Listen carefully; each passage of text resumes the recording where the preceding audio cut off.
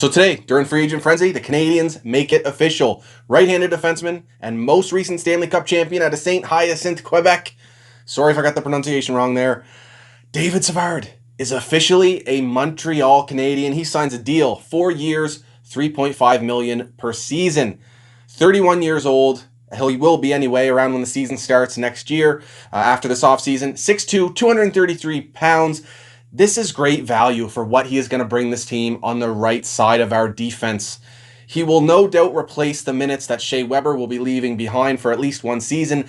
Defensively, he is not going to bring the offensive impact, especially the goal scoring that Shea Weber has brought us over the last many seasons. But defensively, this is a very strong replacement. He may even be better than Weber defensively at this point in his career. I don't want to take anything away from Weber. I definitely think we are going to miss what he does in the defensive zone, specifically his first passes under pressure out of the zone. But what David's going to bring, his physicality, his toughness, his strong defensive ability in his own zone, and he's going to beat up those forwards that try to get in on the forecheck. We saw that against a few of our guys in the playoffs here when he was with Tampa Bay on their cup run. So this is a great signing. I thought he was going to end up signing for more. So to have him at $3.5 million and essentially he gets the same contract that Joel Edmondson signed last year.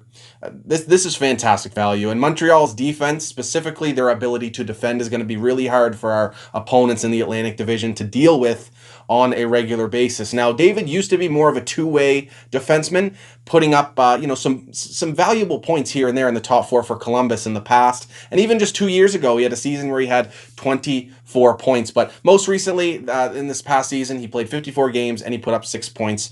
He was put in a very specific shutdown role and he thrived in that area. We'll have to wait and see what he does for the Montreal Canadiens blue line. You know what, and for the past couple of years, I've been hoping Montreal adds more dynamic offensive ability to our blue line, specifically on the left side. And now there's also a bit of a hole there with Weber being out. So, not the ideal signing, but I think considering what was out there, I like it. And hopefully, having 3 veteran shutdown defensemen locked up, with Edmondson, now David Savard, and Ben Sherratt has a year left.